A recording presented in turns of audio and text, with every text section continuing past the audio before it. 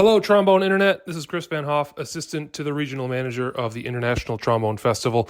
We at the festival, of course, are huge fans of the pod, and we are really excited to invite you to attend this year's 2024 International Trombone Festival at TCU in Fort Worth, Texas. Dave Begnosh is our host. We have the world premiere of a brand new double concerto for trombone and piano with the Fort Worth Symphony. We have the American Brass Quintet. We have late night jazz featuring a Latin jam session. Like, everything is happening. All the cast will be there. It's the best hang in the world, and we hope to see you there. You can register for the festival still online at www.internationaltrombonefestival.com, and it's happening the last week of May. So go register. We'll see you in Texas.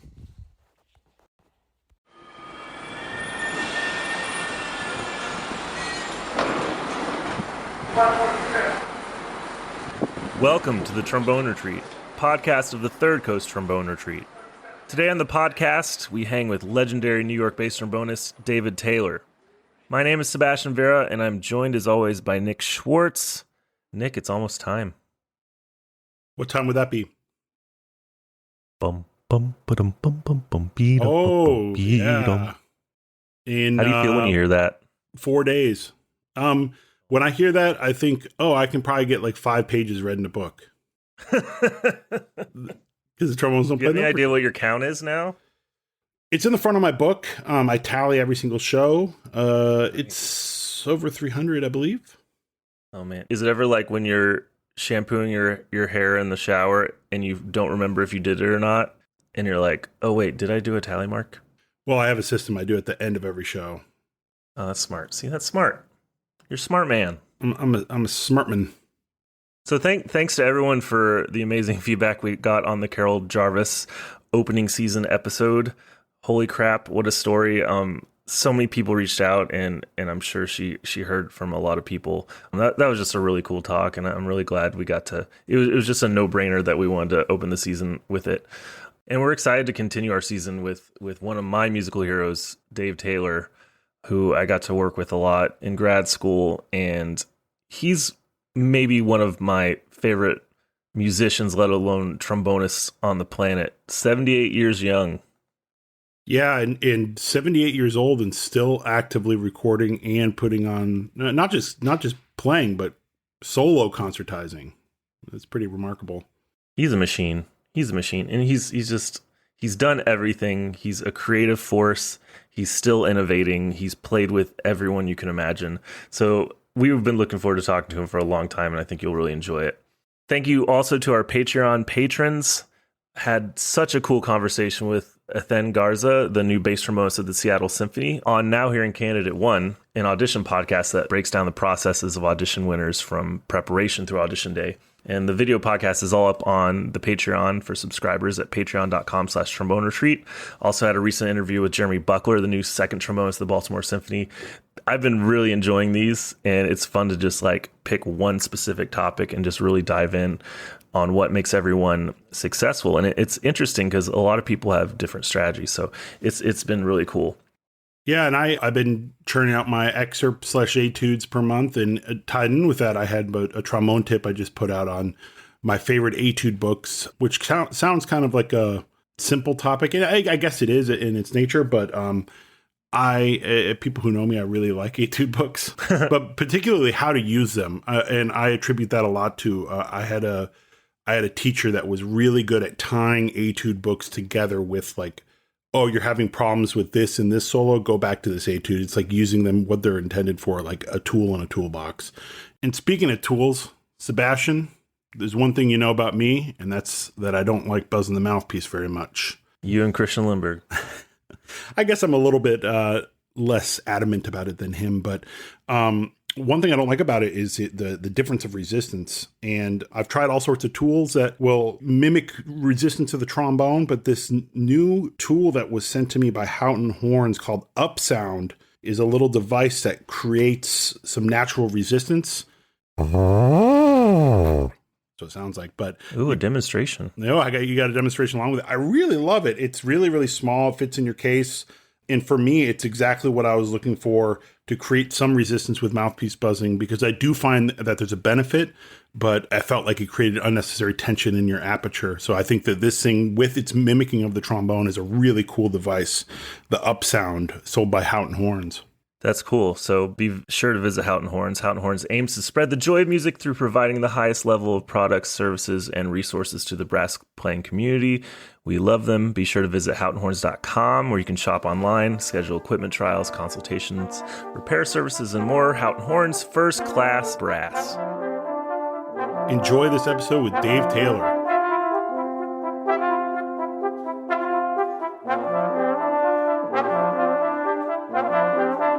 Very excited about this. Oh, man. And Thanks you? so much for hanging out. Are you John now, or are you Sebastian? How is your name going now? So my first name's John, but I've kind of always gone by. I know that. That's how I know Yeah. you. But I see your first name now all the time. Yeah, I just confused everyone because in Texas I went by John, and then when I moved out of Texas I started going by Sebastian, so it just confuses everyone. So professionally I just keep All right, it so live. what do you prefer? Call me Sebastian. What do you prefer? Like I always did? Well, I might have called you other names too. You call me Cat. You call me Cat. Cat, right? I'll stay away from that because I'm trying to be dignified today, man. It's good to see you. Your office looks really cool. It's kind of my wife. I mean, you're seeing the neat part of it. My wife hates coming in here, but I do a lot of recording around the world, so Yeah, I have kind of a nifty setup, it's a lot different than it used to be, I imagine. Because when was the peak of the jingles, when you were just going from studio to I don't studio? know. I was doing that, not telling anyone, but I was doing that from 1974 till about 2001. And that's funny you mentioned that, because I would turn down recording sessions to do jingles. That was Wayne Andre's secret, that Herbie Green didn't kind of get much more money in jingles, much less time, more time to practice. And you could do a bunch in a day, right? Oh, yeah. There were times I'd do 4 a day. 5 a day. They didn't all pay off. Some of them paid $5,000 an hour or something. Holy hell. Yeah. No, it was a very lucrative scene. And I had freedom. Somehow I worked myself into the artiste zone for these people, so I could go at will. A lot of guys were strapped to the scene. The only thing holding me back was my wife insisted that I stay home until the kids were teenagers. Are we in the interview? Oh yeah, now, baby. Or are we just oh hanging? yeah. Oh, yeah, it started. Yeah. Sneak attack. Okay. It was actually, I turned down symphonic stuff. I got fired from I was playing in every orchestra in town, man. Brooklyn Philharmonic, and I was a member of St. Luke's and Orpheus, and subbed a lot in the New York Philharmonic. But I would send in subs to rehearsals because, well, it was two things. It was just, I didn't like the idea that there were some freelance orchestras that, even though they only hired you for 5 concerts a year, expected you to give everything up to show up to their stuff. So that was a political thing I never paid attention to. So I got fired from a bunch of places. You say it's like a badge of honor. I like it. Well, it is a badge of honor because I'm still here. Yeah, totally. I get it. So it kind of is a badge of honor. I never thought of it that way, but yeah, that is. Well, that's not true, man. I did think of it that way because every now and then you get down and you have to keep yourself bolstered, So Yeah. Hey Nick, can you talk slightly closer to the mic? Is that uncomfortable? Yeah. Yeah, that was another question. Am I close enough to that? Yes. You're great. I'm getting a lot of bass tones in your voice. So just Well, that's my manliness, man. got that ribbon mic. Yeah, it's funny, that. This is actually a precursor to the 66. This was made around 1938, No way. 39, and it's a double ribbon. Whoa. And it's an unusual thing, but the problem is it's a smaller magnet. They started putting larger magnets in these things. So when I record, I got to get up real close to.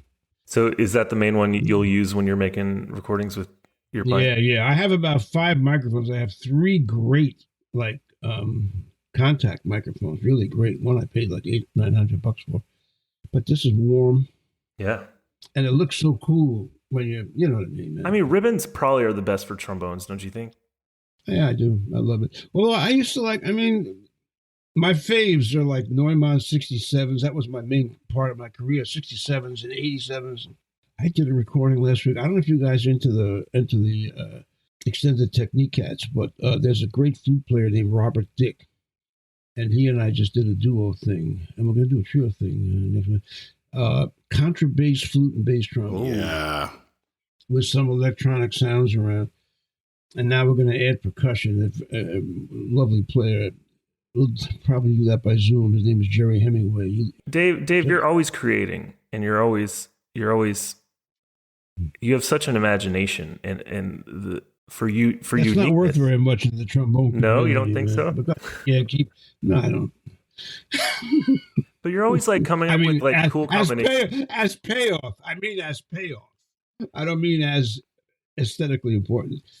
So where does that come from? Are you always just wanting to create new sounds? Like what speaks to you? What gets you going? It's funny. And my main teacher, my beloved teacher, was a fellow named Davis Schumann. Yeah. And, Mr. Schumann. And Mr. Schumann, he was such a creative, imaginative man. I guess I didn't know any other way to do it. And the other thing also was I started later. You guys probably started playing trombone when you were 3 years old. No. I was 11. I was 12. Yes. I was 17. Oh. So, I was a tuba player. I was a high school tuba player before that. But my mother couldn't get me home from school because I lived far away from school sometimes. So I played my kid brother's trombone that he had now. So I when I was around senior in high school, I took that up.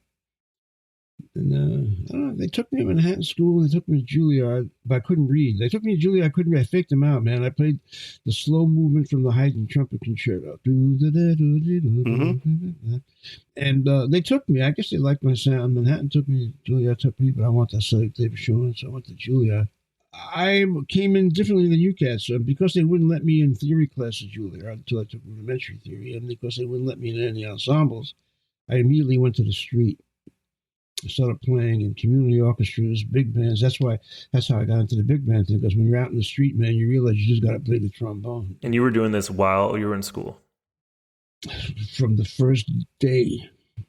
When the first day I realized they weren't letting me in to the ensembles. And that's why one of the main questions you always, when I was at Madison, you were teaching.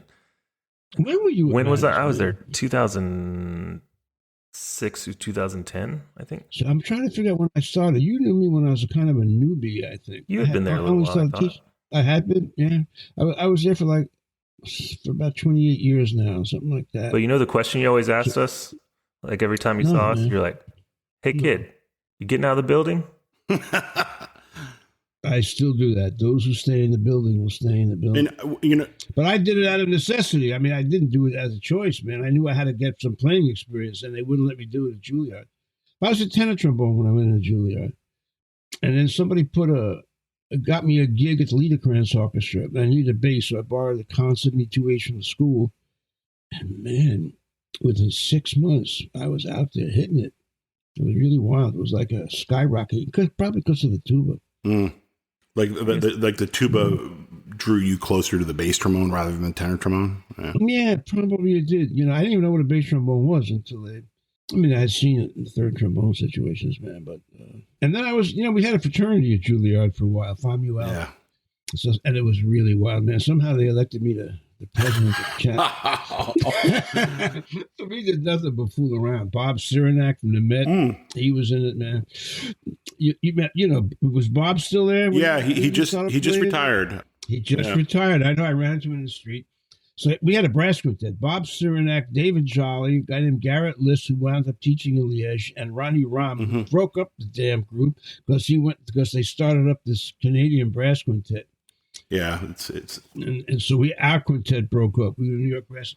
How the hell did I get to that? Oh, so because I was the president of the thing, we had a bunch of guys there, and one guy's father drove a salsa truck, so I made his name is Andy Felix, and tuba player, so I made him the official salsa man of the group. We had a great time, and he told me there was a guy named Alan Raff looking for a guy who doubled on tuba, bass trombone and tuba. Alan Raff was great. Bass trombone. I don't know if you guys know who he is. But, so I made this one phone call and started my whole non-orchestral career off this one phone call because he was so busy that I never turned him down once. Freebie gigs, non-freebie gigs, whatever. And there was no beepers then, man. This must have been 1966, 67. There's no beepers. So he would call my mother, who was a housewife, God rest her soul, and I would check in with my mother twice a day to see what 3 times a day to see what subs I had. And he had me working all the time. And I wasn't ready for most of the gigs, you know. I was at that point, I was a pretty good orchestral bass trombone player, but I had really very little experience. And they threw me with Bill Watrous and Wayne Out, all these guys, man. And I sink or swim. And I throw myself at the mercy of, come on, cats, help me out. I don't know how to do that. At first, I didn't say cats. I was humble about it. You guys don't know me. You guys only know me as a sweet old man. That's all I ever think. Hey, Dave, where'd you grow up? What was your childhood like? I grew up in Brooklyn, New York, in Flatbush. I was born in Brownsville, East New York. I went to a high school called Tilden High School. Luckily, man, never gave enough creds and props to Mr. George Sazzo, my junior high teacher, man. He made my life, man. Teachers, man, so. And what was Dad doing? My dad was. I was the first one to graduate from high school in my family. Neither my parents nor my older brother graduated from high school. It was kind of a rough scene, you know. Money was a problem. So I delivered newspapers when I was 14, 15, that kind of thing. I always had a gig. Yeah. You and my dad were in Brooklyn around the same time. Where'd you once mentioned that to yeah, me. Years ago. Where was that? I want to say, you remember? Greenpoint. I want to say he Greenpoint? lived, but he moved. He was born in Puerto Rico in 41 and then moved. Dude, when did he come to the States? Because the Puerto when Ricans he was like in the mid 50s, when it was like da da da da da. You know, dude, that was no man. The Puerto Rican cats, Puerto Rican people took a major racial hit during that period, man. That was, I remember, man, because I lived in those neighborhoods, man. It was like, yeah. So what? Pop came out cool. Oh yeah, yeah. Doing great. And I love talking to him about just like the music he was hearing as a teenager. I mean, growing up in Brooklyn, like what kind of role did music play in your life? Just listening. Well, we came from a very kind of really uncultured situation. And we didn't even have a record player in my house until I was 16. And then when we did, my dad, like, you know, the bullfight songs and marches and very few symphonic stuff. It was mostly pop. I grew up on pop radio. I grew up on AM radio, basically, R&B and rock and roll. Luckily, when I got to Juilliard, man, Arnold Fish, one of the guys who developed the literature, materials, and music program, took to me. And he would assign me an orchestral record to listen to every week. I mean, I'm telling you, I went in there green. Yeah, when I didn't know what else to do because it was either truck driver or school teacher. That was my options, man. You know, which was very interesting because at Manhattan School, Joe and I did an online masterclass. Joe Alessi and I did an online masterclass. It turned out we both had the truck driver thing in the back of our heads. It was very interesting. So you're like, no, those pay way too much. I'm going to be a trombone player. Yeah, no kidding.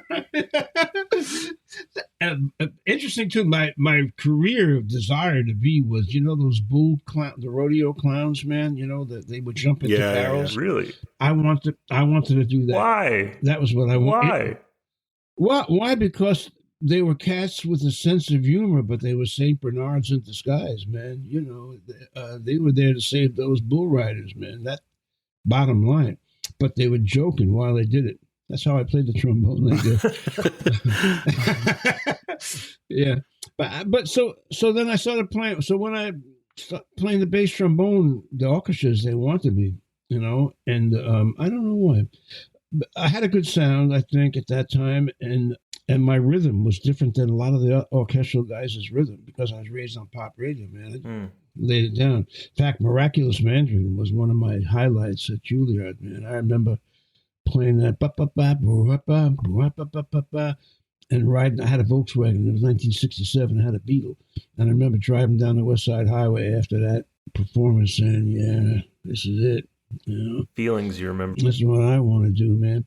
And I lucked out, man. I went up to Skufsky's apartment on Fifth Avenue, auditioned for him, which was really a short audition, man. You heard me. I played the trombone, then we sat and bullshit for a while. And I played the American. That was my first steady gig while I was at Juilliard. We were playing at Carnegie Hall all the time. Was that when Juilliard was up in like where Manhattan School is now? I was the last graduating class out of the old building. Man, so you've been working in that building a long time. This is 1962. I tell the kids that, man, they can't comprehend it because I'm older than their grandfather. Wow. And some of the rooms probably still look the same, right? Yeah, some of the, I mean, they made some changes, but what really I love most is on rainy days looking at the elevated train coming up from 137th Street to 125th Street. And I love, or going back down into 116. There's something about the clickety clack, man, that on a rainy day that really takes me back to the early 60s. Yeah, it has that almost film noir vibe to it, you know? Totally, man. And I go to 125th Street. Man, I was so insecure when my first year at Juilliard. Again, I couldn't get into anything, and everybody was smarter than I, and they were from international places, and I'm from Flatbush, you know. I wouldn't get off at 116th Street. I didn't feel like I belonged up there with the kids from Columbia. Wow. So I'd get off at 125th Street and walk up. Yeah. It was a rough. So if you want to know why do I invent? Because I was always scrambling right from the beginning, man. You know? Do you feel like you've always kind of felt like an outsider in some ways? Yes. I don't know if I sent you this article, but do you know Jacob Garchick? Yeah, I know that name. Jacob Garchick. They just did a major Jazz Times thing about him, and he mentioned Manhattan, and he mentioned, I'm not going to mention the teachers he studied with, one heavy guy from the jazz department, one from the heavy classical department. He said, but when he found me, he dug it because I saw the big picture. I was like an outsider to him. I treated him like I was an outsider. In other words, I didn't say, oh, you B flat is sharp, or you live. No. I said, no, man, you're losing me. Your overall scope is. That's the way I go. You know, that's how went about it with you guys. Were you there when they wrote a petition to get me out of Manus? I don't that? recall that. No. You might have been after that, man. The first couple of years I was at Manus, the kids got together, and some now very successful. I won't mention their names either, man, but he's not jazz music. What is he doing? Blah, blah, blah. Didn't work. But yeah, and the feeling was when I went to Manhattan School, they kind of brought me into the jazz department, even though I'm the only guy in the school who teaches classical and jazz and contemporary. But I mean, what's an ideal student for you? Because I mean, your approach is totally unique, and who do you find it works? A guy who comes to me knows what I do. So my ideal student is the one who I see growing at a pace he or she should be growing. And I check up on them because I play duets with them first thing come in. So I know who's practicing, who's not practicing. That's all I care about. Who's practicing, who's not practicing, who's making a genuine effort to be a lifer. And the assignments will come from there. You know, Dave, you know what I find teaching? We've been talking a lot about this, Sebastian and myself. I find that it's not that, in my experience, it's not that kids aren't, young students, I should say, not kids. It's not that they're not practicing, but they don't, like you said, get out of the building. They don't know what they should be striving to be. One of the kids from Manus is taking 3 lessons from me. I don't know who he said. You know who I'm talking about? I made him do that, by the way. I was like, don't just study with me. You should definitely study with someone else here too, you know. Well, thank you very much for that, man. That's very sweet. He good player, and I have a guy like that. They're practicing 3-4 hours a day, but I'm a fundamentals guy. I'll practice an hour or literally 2 fundamentals every day besides my musical. I'm practicing. Man, I fucking love it. And I'm 78 now. I love it, man. It hasn't gone away.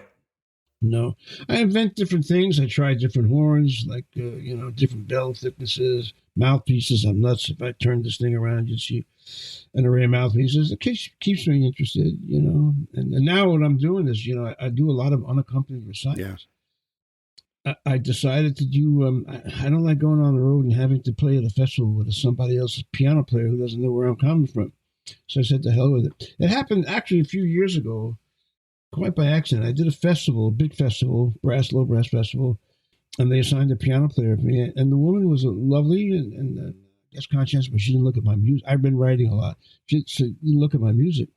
Finally, at the dress rehearsal, I begged her. I said, "Look, please, it's not about you. It's about the time constraints and all of that. Let me just go out there." And so that's what I do now. I have one on December 9th at Bard's Music in New York. Bard's Music is a very That's a good cool thing. spot.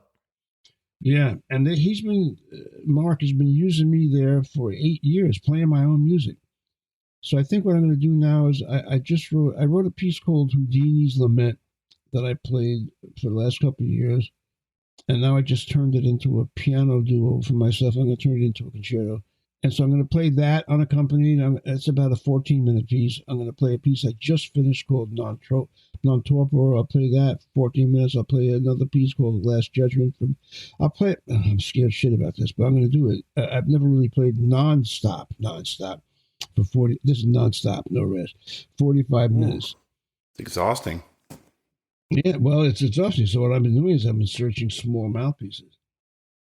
I'm going back to 1.5 G style sizes. Well, also just the arm being stationary, holding the horn. Dude, I've got 5 of those. I go back and forth. No, The hand rest things. Yeah. Those hand wrap things. Yeah, but you know what though, man? I mean, they're great. They hold up the horn, but they just put the pressure in different parts of your Exactly. mouth. Yeah. You know, but it's as long as I'll take it off, as long as I can keep everything. You know, I move around a lot. Yeah. Right? Yeah. And what I'm finding from physical therapy, those guys are telling me, man, it might look whack, but you're doing the right thing because you're staying limber. Yeah, you're not getting stiff. Yeah. And like sometimes you'll aim down sometimes, like, and that's kind of a natural. I mean, I aim down, I'll switch over there. It's a natural thing I'm doing, but it just kind of lucked out, man. I think I know you're not asking me these questions. I know no, it's fine. So I'm trying to get as much information this is what we want. This is great. All right, but my whole career, I think, was based on gut level instinctual decisions. I mean, I had forethought and a lot of stuff, man, but I knew not to tell anybody what I was doing. My friends knew what I was doing. I knew that there was no need for my orchestral leaders to know that I was playing in the hippest jazz bands in town. And there was no need for the jazz guys to know I was playing the orchestral stuff. And there was no need for my writers in the recording scene to know that people, highfalutin composers were writing for me, because that would just make them envious. I kept it all compartmentalized. Do you think? I try to tell myself. Do you think they'd like kind of typecast you in a certain way? Dude, baby. I mean, one of the reasons I think for my longevity I'm playing solo concerts. I'm playing 5 solo concerts in New York between now and end of January. I've been doing this for 50 years here, man. So to do that, the typecasting is a dual-edged sword. You get typecast, you make maybe more money in the scene, but you'll spoil other scenes for yourself. Non-typecast, when nobody knows what the hell to pigeonhole you, you make less money, but you have more fun. That you know what I'm saying? So I was playing like mostly Mozart for 20, 25 years, St. Luke's until I quit, got fired, and all these other groups. I haven't played in orchestras now for a couple of years, though. But I played with Lincoln Center Chamber Society, which is a heavy gig, for about 20, 25 years. And I think playing in jazz bands was a direct, I hate that word, jazz band class.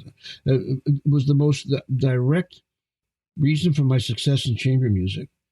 One of the things in school, talking about teaching, the cats don't know how to go across the bar line. They're not being taught to float. They're not being taught about melisma. They're not being taught about musical period styles are vital to understand. String players are taught that. Piano players are taught that. Woodwind players probably get some of that.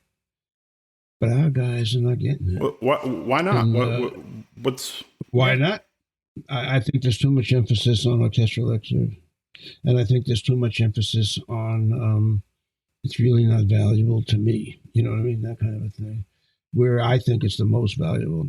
And so when I got to these chamber music groups, man, and the biggest, oh shit, I'm so sorry, man. I was playing in a band named the Gil Evans Band. Yeah, of course. All right. So I was in Gil Evans Band for about 5 years. We had a very important gig to play at Perugia, in Perugia Jazz Festival. Sting was going to be there and stuff like that. And he was going to sing. And I got called to play L'Histoire de Soldat at Santa Fe Chamber. What do they call that? Santa Fe Chamber Festival or something like that. I'm going way the hell back now. I agonized over that decision for 6 months. I opted to do Santa Fe. So when they heard me playing L'Histoire, that opened up the whole chamber thing. Because L'Histoire and Poulon Trio are basically our ins to major festivals. I'm sure there's other repertoire now, you know. So that opened up my chamber music. I was kind of slick. I was pretty slick. I mentioned that to somebody. We were playing at the Caramore Festival about 10 years ago. Dick Clark, Richard Clark. You guys know who Richard Clark is? I know Dick. Yeah. All right. So Dick Clark. All right, so we're sitting around bullshitting, and we're talking about two of the guys who were really run out of New York, who were doing multiple genre things. And I said, geez, you know, Dick, I'm just realizing now how slick I must have been. He said, you're just realizing now how slick you must have been. I said, yeah, but I can't understand. How come I didn't get run out of town? He says, but you never lied to us. That's what I was about to ask, because like, don't lie to the cats. Let the cats know what you're doing. Don't have to volunteer the information, but if somebody's talking to you, man, you do not. If you want to lie to somebody, lie to management. That's what I hate about all these wise guys, man, who's putting the cats down, blah, blah, blah. Bullshit. Put down people in charge. Don't put down the cats. You know, that was my philosophy. Probably up until around, probably changed when I was around 55, 60. Then my whole, then I really, after Gil Evans' band, man, I mean, I couldn't come back to New York and just fit into the cog anymore. I think that's when I let my orchestral playing slide when I was around, no pun intended, when I was in my upper 50s, because I had an idea that I really wanted to go out on my own. Luckily I did, because when the studio scene went away, I was doing that. You know, I didn't. Oh, so, man, so I mean, so fast. I mean, no, you're good. I hate to make a bad impression, man. I really don't. No, not at all. This is the Dave Taylor experience. This is what. All right, man. All right, what I want to share with the world. All right. But like, no, I want to ask you, Dave, like, because yeah, I mean, and you kind of touched on it. It's like you've cultivated such a career where you're not like in these institutions where you're just like constantly being hired by the same thing. It's like you're cultivating so many different work relationships and different genres of music. I mean, and surely you can't keep everybody happy all the time. Like you're going to have to say no. You may have to burn some bridges. But how do you keep? Yeah, how do you keep that going? How do I keep what going? How do you keep the relationships going when you're trying to do so many different things? I don't worry about it. I blow a lot of relationships, man. When I was younger, you know, I mean, it wasn't. I was tied up with my family. Luckily, I married a woman who was totally supportive for these last 4 years, man. It's just spectacular. I lost all my gigs when I was in my mid-20s. Really? I had my own Broadway show when I was at Juilliard and all that stuff. And somehow I lost all my gigs several years later. And I think it was a combination of I changed my whole technique up. When I was around 24, 25, I reinvented my articulation. Because I wanted to have a faster articulation to be able to be like which applies to everything, really. But I might have been too public. I don't hide what I do. So I might have sounded like crap for a minute there, and I might have been very arrogant, which I was. She went back to work, so I could stay home and practice, man. She said, no, I want you stay home and practice so you don't have to kiss any contractors' butts. Amazing. You know, how do you find that? Yeah, that's great. And then I started working, and then it went up. But every 10 years or so, because of my personality, I have to reinvent myself. Really? This year, oh yeah. You think you're just too much for some people? No, not too much. Or maybe I'm too stupid. I don't know. You know, it's just whatever it is, man. You know, whatever it is, I had to come back with something else. Since Bill Clinton's administration, I've been financially pretty successful. But there were times, man, I took major dips.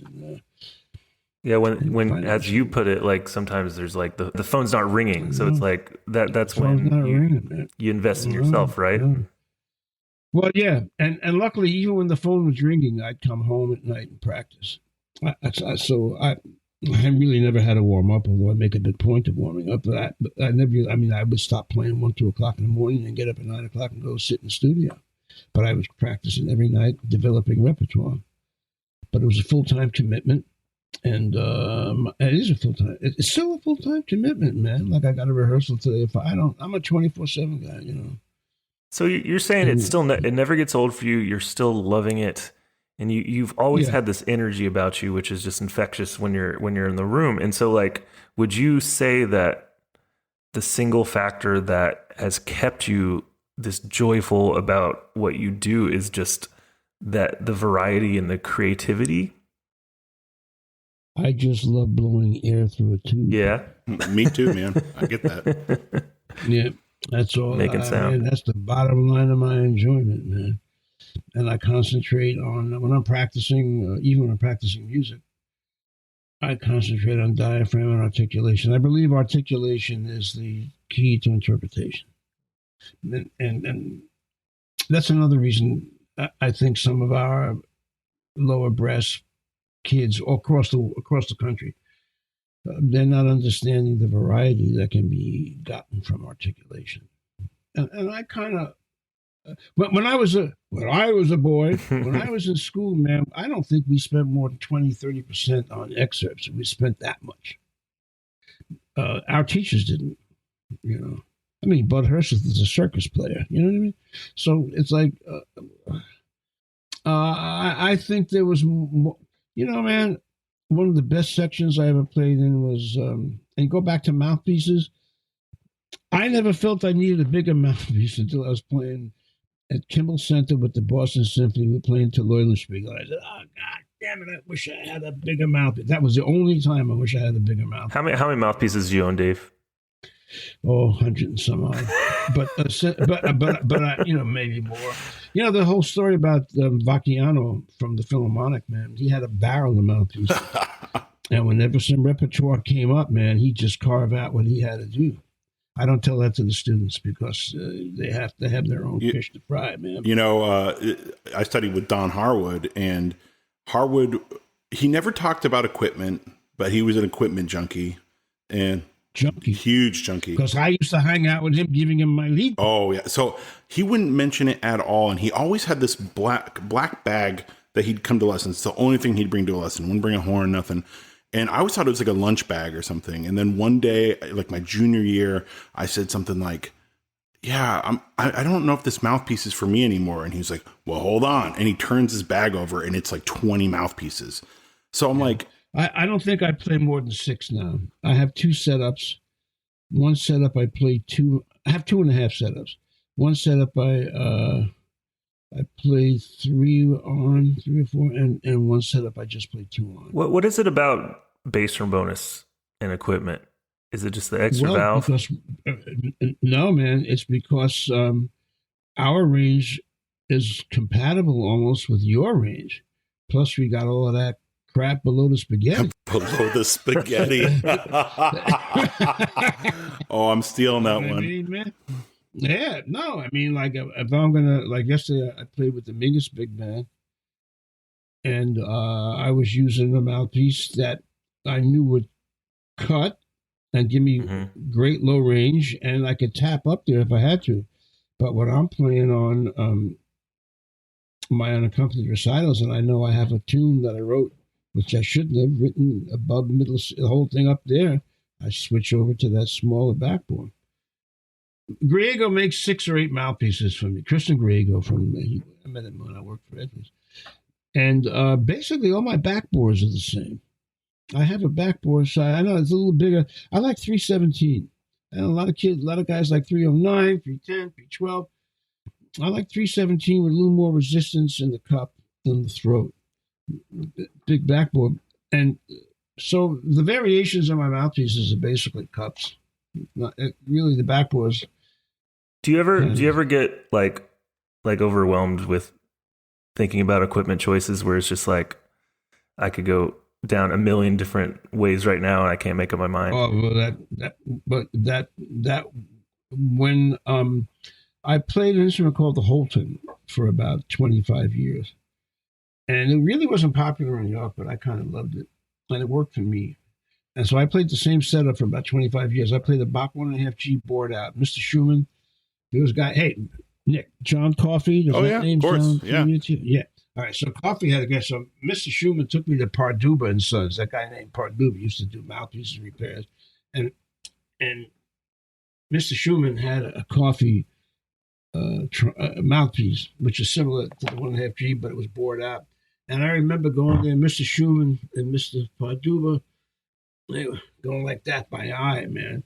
And I played that mouthpiece for about 25 years. But then it switched over to recording, switched over from analog to digital. And I felt my sound was too bright. And I like bright. Bright is not a negative word. Bright is sunshine to me. But you have to remember that was an era also where cats were playing without lead pipes, if you can imagine that. And I actually got into vehement arguments with some of these guys. I said, hey, mofo, whatever that word means. Hey, we have a responsibility here. You know what I mean? I'm talking about the biggest big shots who were doing that. I would talk to them about, hey, look, man, this kind of wacky behavior, man, not good for the youngsters, you know?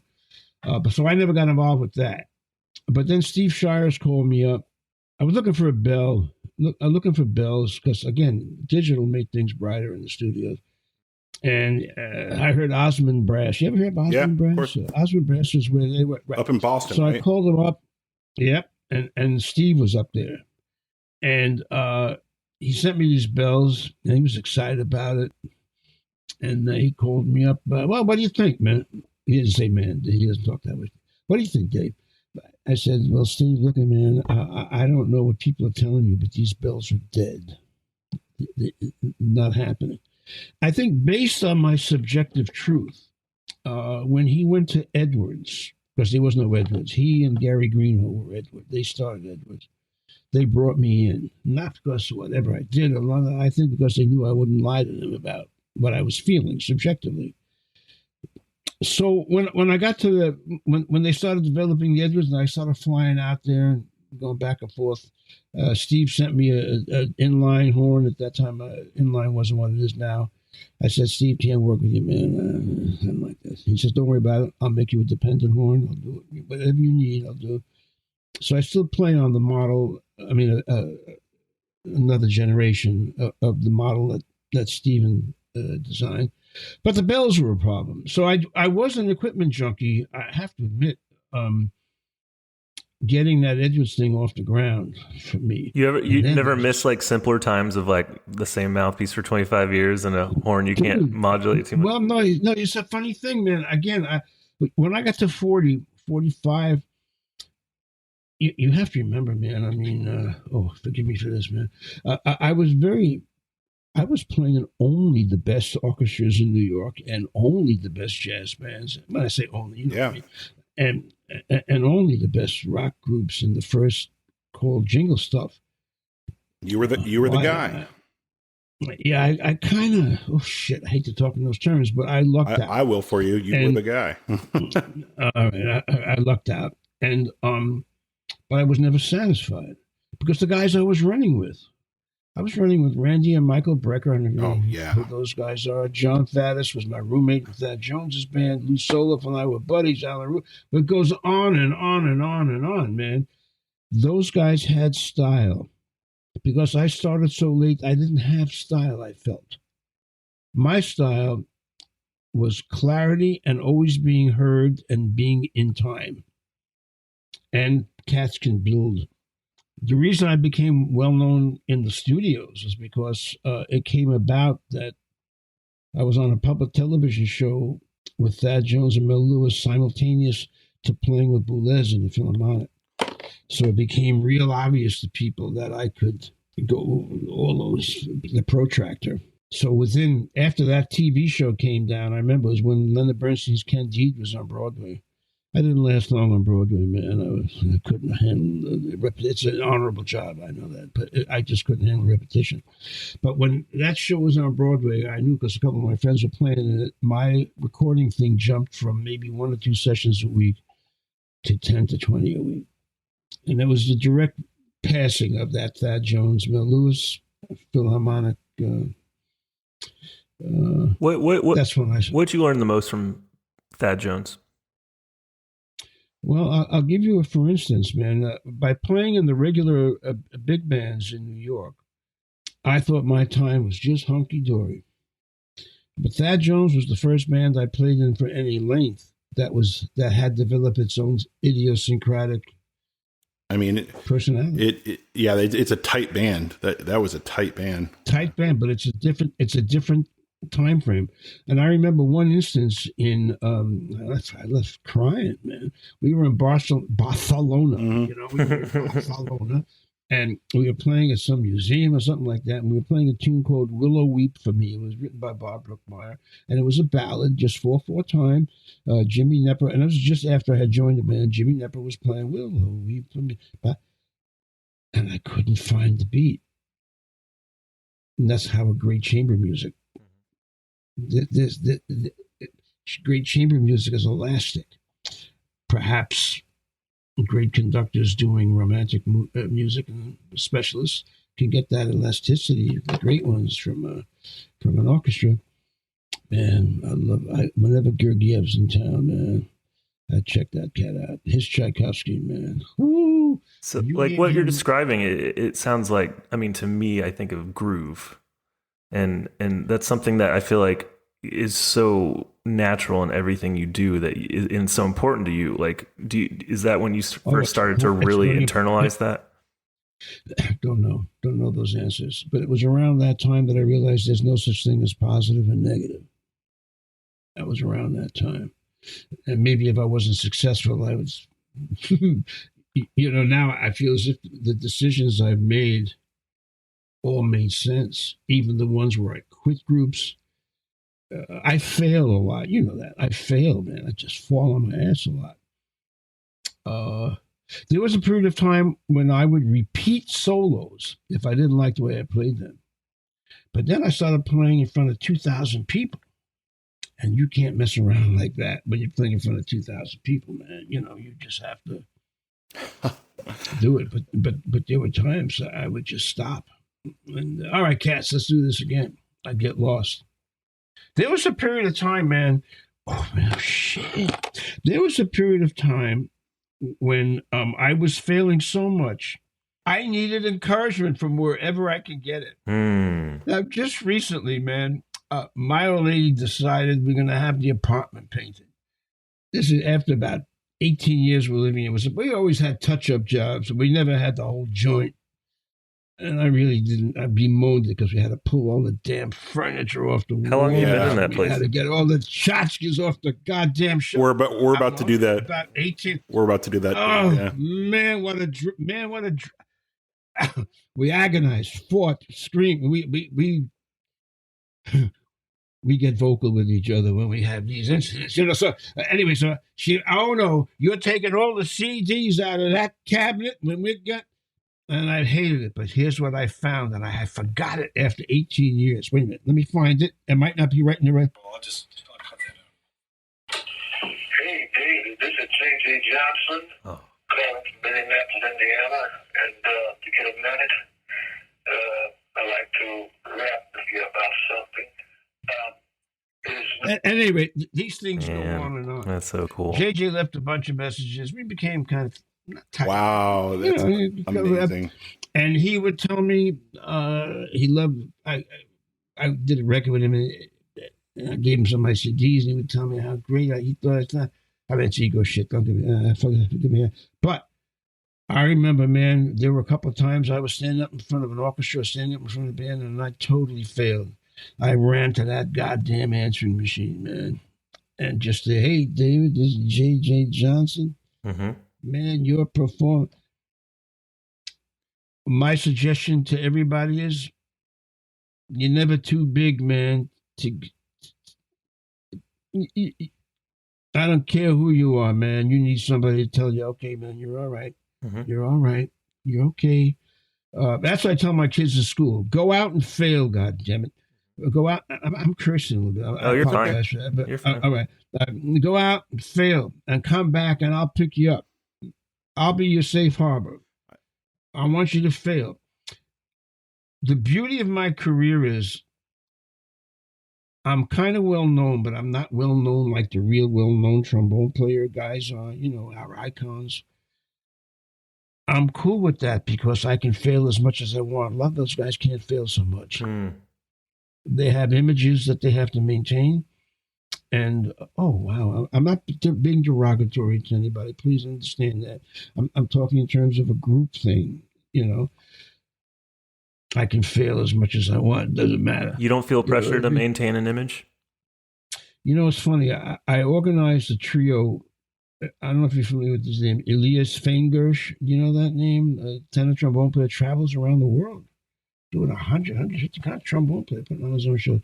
Anyway, so I started a trio with him and a trumpet player named Sergei Nakaryakov. Oh, yeah. All right. So we call ourselves Kofkino. We haven't gotten together yet because between they can't get visas and the COVID thing, and we had this trio for 2 years and we haven't seen each other. You know what I mean? But Sergei came up with the name Kofkino. Kofkino is German for mind dreams, head dreams, and we'll get it going somewhere. They asked Sergey, the kids, so you don't get nervous anymore, huh? When you play the trumpet? He says, man, I get more. He doesn't say, man, he's much more dignified. He said, no. He said, now that everybody has expectations for me, I get even more nervous. That honesty, man. Woo. Yeah. Do you still get nervous? Oh, man. Do I? Oh, sure, man. Sure. That's reassuring to hear because you present so well. Like, oh no, man. I mean, well, you have to remember, I practice. Part of the thing that helped me up for a long time, man. When I started playing recitals, I left it all in the practice room. And by the time I got out there, I was too tired to play it. Now I'm kind of relaxed behind it. Have you ever? Oh, sorry. Yeah, man. Go ahead. Have you ever? Because I enjoy your stage presence. Is that something that's just always been natural, or was it ever something you actually thought about? Well, I did think about it at the beginning. The first time I played solo, literally, concerto, was at Tully Hall. Alan Holbanis wrote a piece, Armenian composer. Just read that. I want to hear that. Yeah, I recorded the whole thing with the New York Chamber Symphony. I'll tell you that's true, but I never put it out. I might put it out now. Oh. I did this, my first record, actually at the church on Flatbush and Church Avenue, one of the oldest churches in the. All right, so I played at Tully Hall, New York. At that time, New York Times was there, the New York Star Ledger was there, Post was there, blah blah blah. All they gave me glowing reviews, man. The Times said, "Oh, Mr. Taylor plays superbly, but watching him can make you seasick." That kind of So for about a year or so after that, I tried sitting down in front of orchestras and stuff. I just couldn't friggin' do it, man. And so I said, you know what? This is who I am. This is who I am, and this is. So you've always been.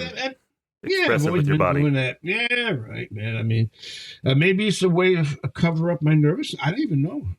Maybe it's that somebody will say, "Oh, when you turn towards a person in the audience, the sound all of a sudden opens up, and then it goes." I said, "Yeah, that's what I'm trying to do." Well, I mean, it's an expressive form as well. I mean, it's movement, it's dance. You're showing your musicality and phrases, and yeah, I'm dancing. I guess I don't know. I tried to stop. That's what I'm going to try to tell you. And that at that point, I was conscious. What I am conscious of now is I don't mind talking to the audience. I kind of enjoy talking to the audience and explaining to them what I'm doing. They like it. Even they love it. They actually love it. I introduced your stuff, like a couple of videos of you, to my physical therapist because he said, well, no, not because of not the reason you think, not for the reason you think.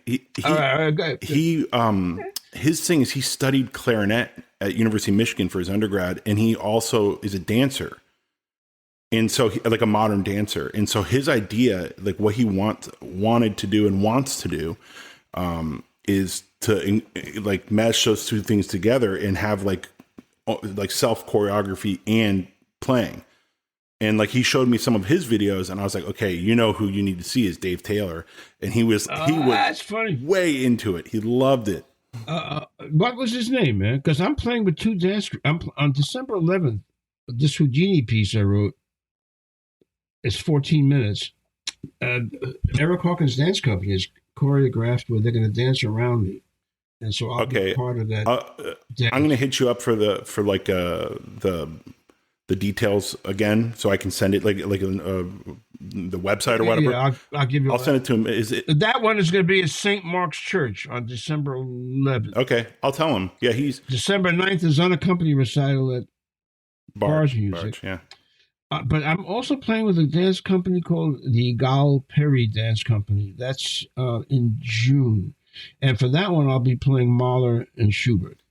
I got involved with these intellectuals who liked the way I play Schubert. And they, in fact, recommended pieces. My friend Joseph Horowitz writes books and books and books and is well-reputed. At any rate, they went around. He got me involved, Joe, with this group called the Post-Classical Ensemble. They play at Kennedy Center and National Gallery and all that. And they rearranged Mahler 4 Scherzo. There's no trombones in Mahler 4. Yeah, of course. The Mahler 4 Scherzo, that's a small one. So they made a bass trombone solo out of Mahler 4. And I did it there. And I also played some songs of the Wayfarer.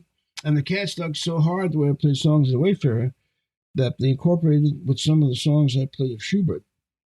And I sing some Schubert. I sound like Tom Waits on a bad day. I love it. Yeah. So I've lied somewhere. And I'm going to be doing a whole set with this dance company a couple of times. Have you ever? I might be doing it in Brevard. I know I'm playing in Brevard. I went to Brevard twice. Yeah. Oh, yeah. I'm playing Daniel Schneider's concerto there, and I think I might be playing with this great young singer named Sidney Outlaw. Oh yeah, I know who that is. Yeah. I hung out with Sidney a couple of nights ago, man. Great cat. He might have been. You got to Juilliard, right? What were your years at Juilliard? I was there 02 through 06. He was there after you, I think. A little after you. Young cat. How old are you, dude? I'm 38, almost 39. Oh, man. Young pup. You too, Vera? Yeah, I'm 39. I have so much wisdom to share with Nick. Well, you both. We can't do anything about it. I'm twice as old as you dudes, man. And you knew me when I was 20. I hung out 24. I hung out with cats your age because a lot of my guys are drinking beer on their lazy boy. I have nothing against that, but your cats are still out there hitting it. Have you ever, I mean, just hearing you talk about your schedule and, you know, when I was like, when you were my chamber coach and I had lessons with you, I mean, you're always doing something, but like, have you ever considered having like have you ever needed like a personal assistant to like keep you organized? I tried all of that. I'm not, I'm not like, what's his name? Christian Lindbergh and those guys where they have managers and they're really, those are the big shots, man. No manager wants to get involved with me, man. Like I said to you before, I mean, I kind of like being under the radar. It's just more fun and more creative. And when I have to make excuses for myself, I think of all those fantastic jazz musicians from the 20s to the 40s who had to go to Europe. Nobody even wanted to know their 50s. They're still doing it, 60s. Nobody even wanted to know them here. When you think about the composers, man, who 50, 100 years after they died, what the hell is that guy doing? I'm loving the under the radar trip. I have enough money. I'm not rich, but I have everything I want, man. I have a beautiful old lady, great kids, great grandchildren. How are your kids doing? My son was just on that. Oh, I thought you'd never ask. My son is the superintendent of the school system in Union, New Jersey, but he's getting national attention now because of his programs there. My daughter is an educator. Well, my whole family is educators. My wife was a teacher. My daughter teaches at the Young Women's Industrial, I forget the exact name, but it's a very heavy old girls school up in Harlem. And they bring in women like Macron's wife and Jill, her name Jill, Biden's wife, Jill Biden. So she coordinates all that. They're doing very well. The main thing you want to do as a parent is make them independent. Get them the hell out of the house. It's more fun when they're gone. Don't get me wrong. It's true. So I stay very busy. I'm projecting into and booking into 2024. And if I'm dead, fuck them. That kind of thing. Hey, Nick. I tell that to the kids sometimes. They love it. They laugh. Should I have a whole host of rapid fire questions? Let's get into it. All right, go ahead, rapid fire. That I can't wait to hear Dave answer. All right, man. But be kind. Oh, I'm always kind. I don't know about this. This is the question we always ask all of our guests. What advice would you give to your 18-year-old self? What I've done. I have no regrets. I did it the right way. Oh, I'm so sorry. I did it the right way, man. Could you imagine a kid who nobody graduated from high school and went to fucking Juilliard, man, and he negotiated out of that. He makes fun of Père Boulez, and Père Boulez laughs with him. He tells Pierre Boulez while he's playing the concerto for orchestra in the Philharmonic, way in the hell. Boulez somehow got my name, and he called me to play in his small group at Cooper Union. Cooper Union is a small theater downtown. And before I had any aspirations for the he had me in a group. A guy named Brooks Tillotson, a couple of strings. We were playing Harrison Birtwistle. So Boulez knew me. When we went up to when Schumann died, they brought in Keith Brown and Alan Ostrander. And Alan Ostrander was my teacher. He brought me right to the Philharmonic, and we were playing concerto for orchestra. Oh, Mr. Taylor, are you playing E flat or? And I said, no, maestro, I'm playing the right note. He shut up. And then just before the intermission, man, I did the same crap, man. Oh, Mr. Taylor, So we bump into each other on the way out, and we just look at each other and we laughing our asses off. One time I was playing a small concert. They used to have rug concerts. They bring in these contemporary groups, and I thought he was laughing for the wrong reason at one of these composers, and I just went right up to him. I says, "Hey, look. That's not cool, what you're doing, man." And I thought he'd get, and I said it almost like that. He didn't hold it against me, nothing. He just, so I don't think, can you imagine I recorded with Duke Ellington, man? How can I say I did anything? I mean, going over your discography, you have to be so proud of the things you've done, right? I'm not proud. Of course, I'm proud of him. I can't imagine it.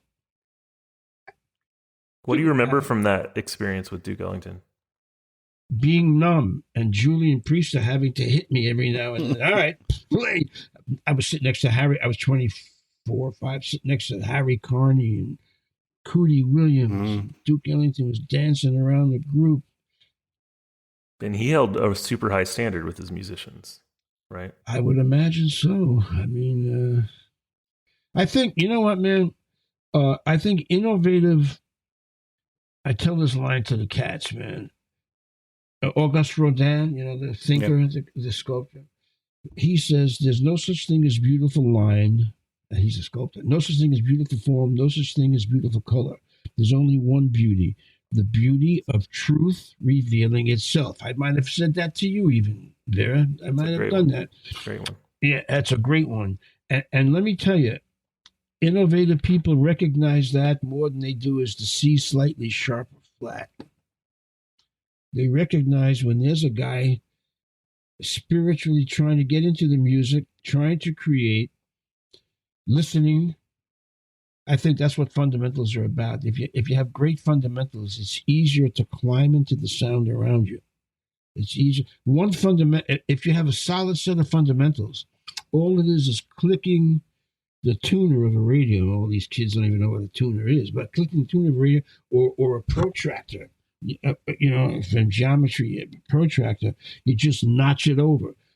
Style, that's all styles are. If you have an open mind with a solid technique, you can just move across. And you have to have an open mind. Dudes, I was walking with Gil Evans, and they threw me out of a restaurant in Venice. It was at Gil Evans' son, Miles Evans' 21st birthday. I didn't like the English promoter of the group, right? He somehow walked past my table and accidentally knocked over a glass of water. Happened to hit me on my pants. So I kind of a little later walked over and accidentally knocked over a glass of water. Right. You got the picture. At one point, I just picked up a pitcher of water and flung it up again. It flung it. And the waiters got pissed because there were frescoes in the restaurant. We're in Venice. So the cats thought it was good for me to get out real quick. So as I'm leaving the restaurant, Gil Evans, he was bored too. Gil Evans yells out, "Tucker," that was my nickname in the band, "Tucker, wait for me." And we were walking through Venice together that night. Here's what he said to me, man, and this is what you got to teach the students. All of us have to teach the students. He says, Duke Ellington once told me, don't forget, man, it's fucking Gil Evans talking to me. Duke Ellington once told me, if you keep yourself open, you never know who will come along and pull your coat left. And that's what innovators want. Leave yourself open so you can recognize the openness. This dancer came by last night because we're going to do this thing together. And we're looking at stuff. She ran by me, this Native American fellow, just won a Pulitzer Prize, musician, composer. And she says, I don't know, I don't hear this. I said, baby, listen to this a few times. This is happening. So you have to leave yourself open, and you have to have the chops that you can vary your technique and your sound. Like with articulation, man, it's just not Mercado, Tenuto, Legato.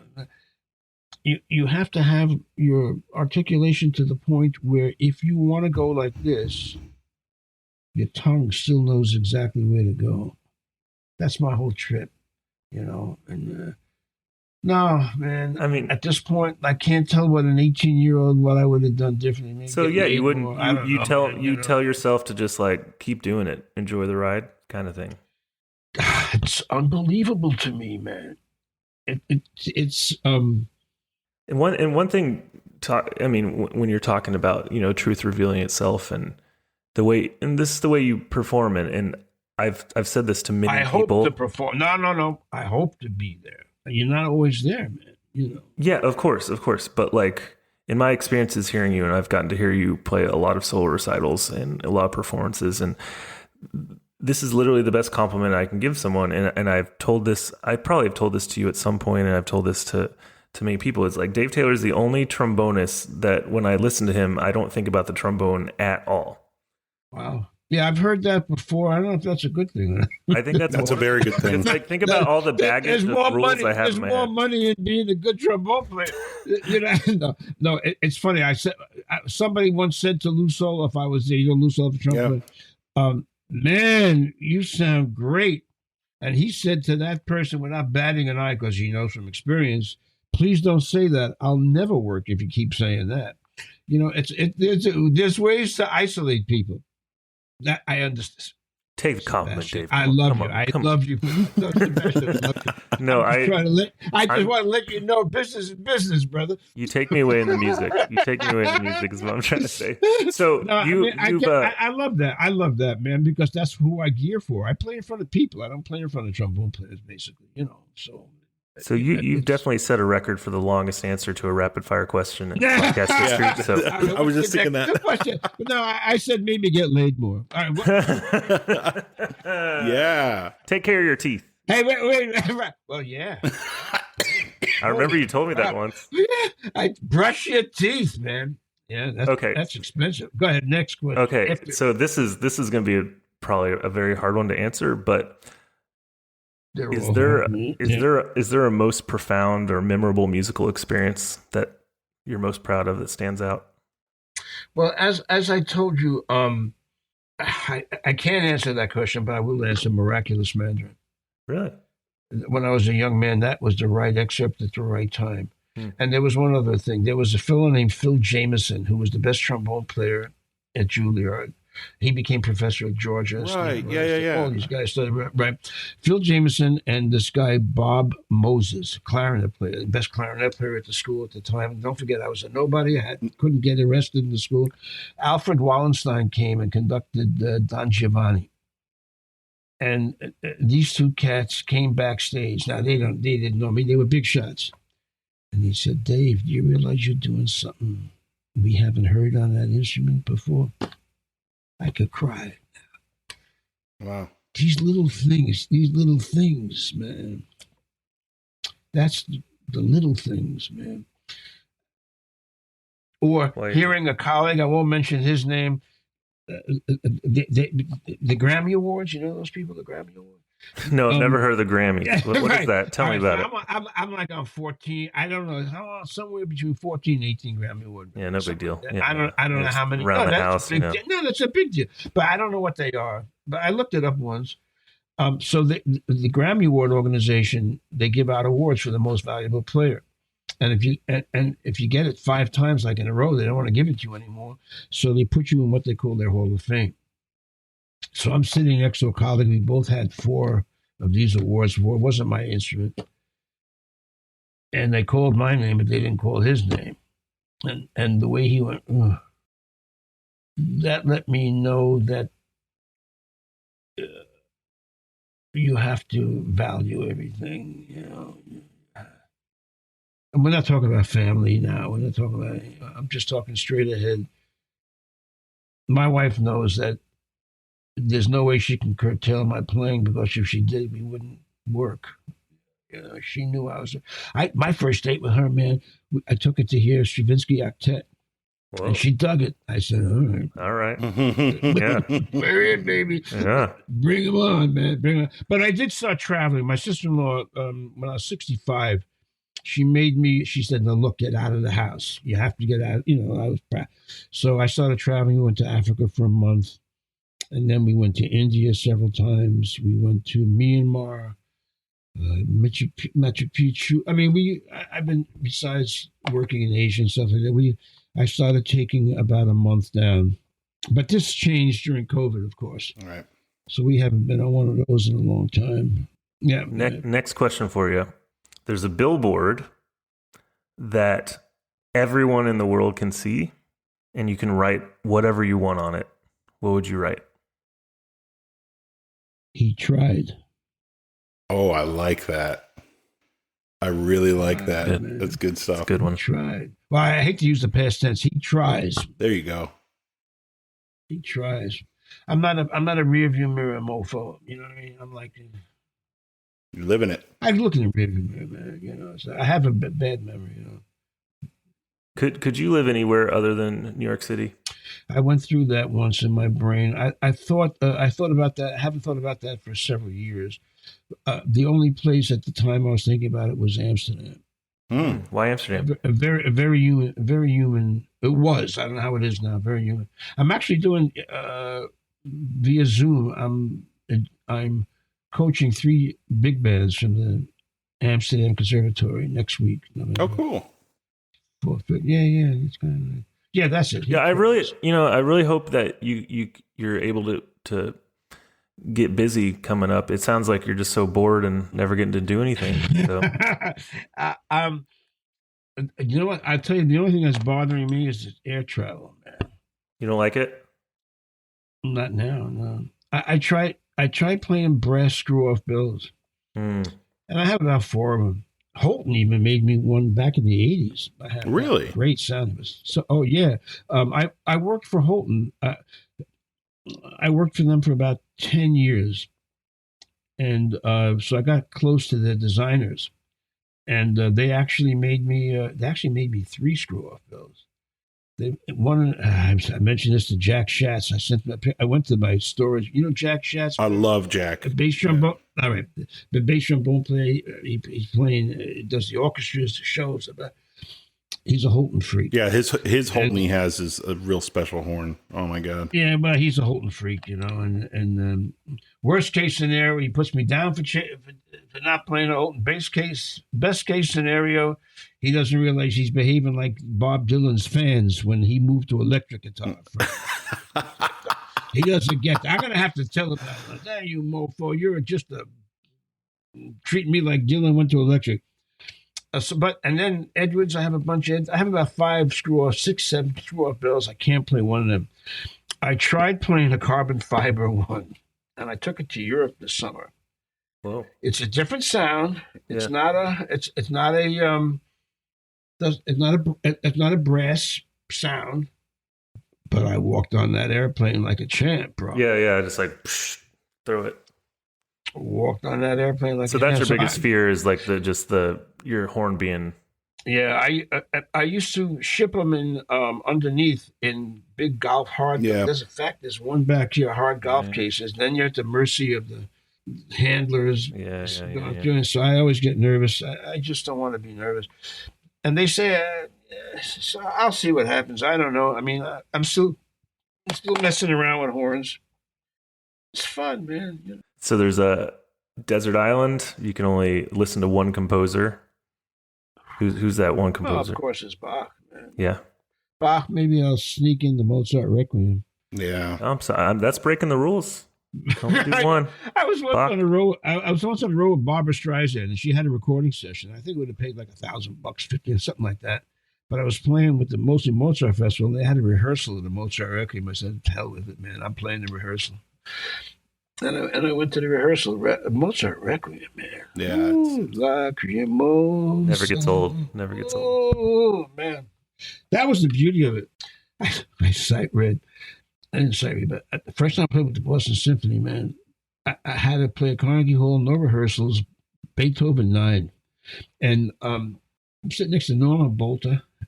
And you guys, you young mofos, you know who these people are. Of course, right? yeah. All right. So I'm sitting next to Bolter, and Ron is over there.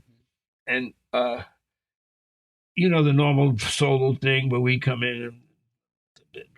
But there's another spot where we're just playing with the strings. It's kind of nondescript, So I'm sitting there at Carnegie Hall, and I'm doing my Taylor disco act over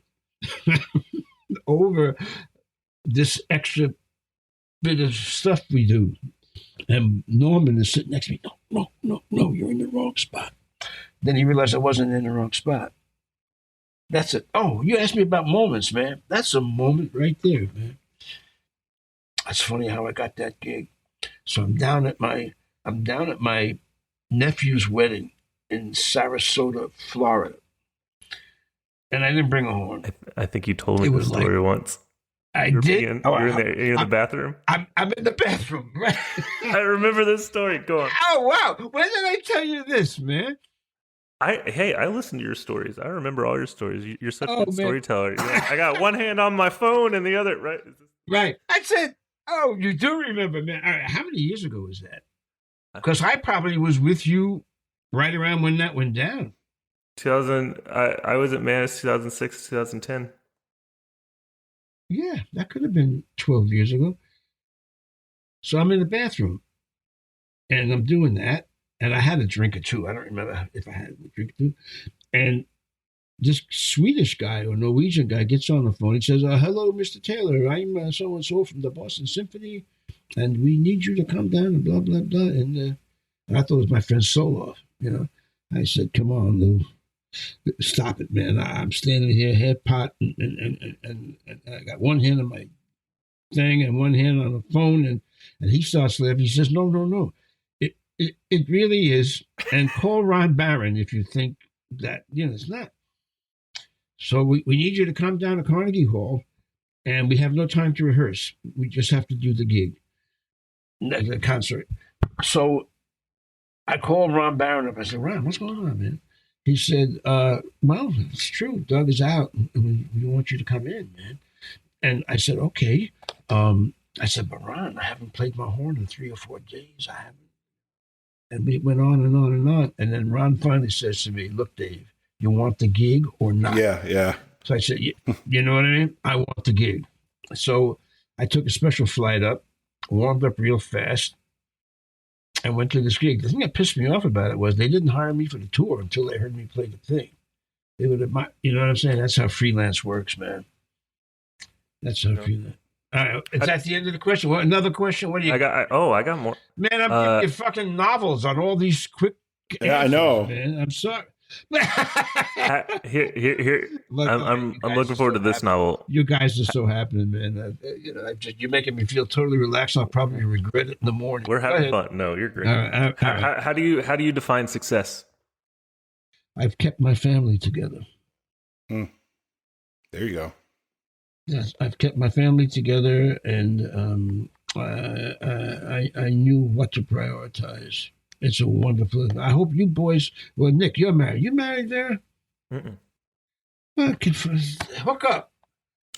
Big. It's big, man. You and my dad. I love being married, Dave. I love it. That's the truth. Huh? I love being married. You love it, right? My wife's awesome. Yeah, I was hanging out. I went to the Austrian Cultural Forum the other night because my intellectual friend. There was a picture about a movie about somebody just came out with Schoenberg and his dalliance with art, with painting. You know, Yeah.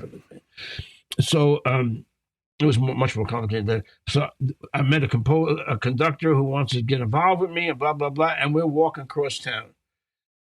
And we're talking. He says, Jesus, David, how long are you married? I said, well, I'm married 54 years. And he says, what's that like? Because he was married 20-some-odd years. He's married 20-some-odd years. He was running home to his wife. He had just flown in from Berlin. And I said to him, if it weren't for her, I'd be nothing. And that's the truth, man. If it weren't for Ronnie, I don't think I'd be nothing. But how do you that's why I'm so into. How do you balance your crazy like travel schedule and performing schedule, and how do you keep the family a priority? All right, she as I said, we agreed. In fact, I quit Thad Jones's band because she wanted me out of there because they were traveling a lot and all the cats were divorced. She didn't want me hanging out with all these divorced ass motherfuckers on the road, so I quit. So it's just the truth of the matter, man. And I didn't regret it because I used my education. And that's what you have to teach these kids, too. They are being exposed to these schools, to all idioms, all genres. So I used my education. At disco was the big thing at the time in the recording studios.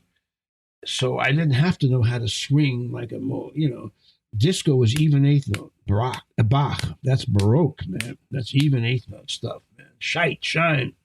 And what was the question?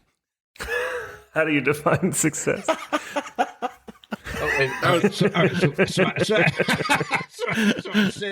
I said my family stayed. Yeah. Oh no. Sorry, my question was how do you balance? How do you keep the family a priority? All right. So my wife always goes on the road with me. That's awesome. I don't go on the road without her, but because the road. I don't care if you're yo-yo ma. You on the road when you're on the road, and first class this, limousine that. But when she's there, it's home. I think the Germans have a word for that, Heimlich, or something like that, meaning where the heart, not just a home, where the heart is. So if she's on the road with me, man. I love that. And my brother used to cover for me, like when my son, when I had a couple of gigs, I was in Russia. My brother stepped in and went to my son's graduation. You know what I mean? They covered me. My family covered me, man. Like, you got brothers? Me? Yeah. Yeah, I have an older brother and two older half sisters. How old you old? How many years difference? He's 3.5 years older. I'm the youngest. My older brother, God bless his soul, was 9 years older than me. So he and I were kind of, but my younger brother's 3.5 years, 4 years younger than me. So we're pretty tight. So we cover each other, kind of, So what was the question? Yeah, keep you answered it beautifully. Take the wife. Yeah, take the wife. Yeah, go ahead.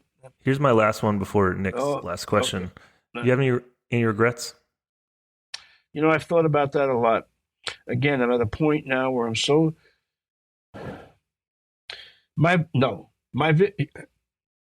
well, if it were, it would be. I wish I were. Yes, I do. I wish I were gentler sooner. I came out having been in the jungle, and I wish I could have been more elegant when I were in my 30s and 40s. New York has a way of making people have sharp edges, you know? Yes. New York has a way of, the freelance scene has a way of allowing you to be not humble, or making it easier for you to be not humble. Mm. And I think I fell victim to that in a certain extent, but I was very lucky. My vision was always very muddy. And I feel like I am only now, and I preserved it to get to this point. I'm only now seeing my vision clearly. Yeah, and that happened when I was around in my late 50s with my composer friend Daniel Schnieder. But then it really happened to me when I started composing when I was 65. I luckily fell into an assignment. I do things on assignment. If somebody hadn't asked me to write a piece, I wouldn't have written it, and I wouldn't have been able to continue.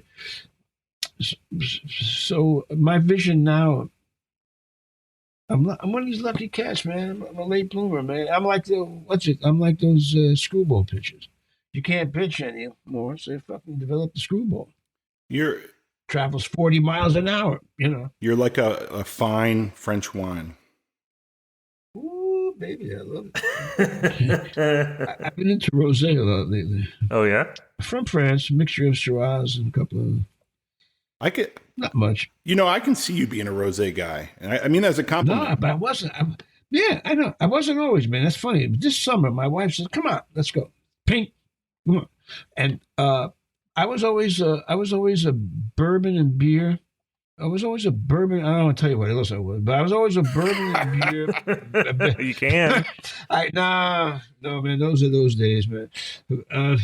But everybody knows anyway. So, I like to party at a period of my life. Always practice though. Always practice. Work hard, play hard. Yeah, man. I would plan out my hangovers for a specific. Yeah, for a specific day, so that I couldn't practice. I just had to lay there. Oh, good. You hear that, kids? Plan out your hangovers. It's not bad advice. Bourbon, Canadian. What was it? Royal, Royal. What the hell is Crown that? Crown Royal. Right? Crown Royal, man. I used to have a million of little purple bags. Crown Royal, then bourbon and beer. Then it was vodka. And then it was then when I had to stop doing all of that, it was white wine.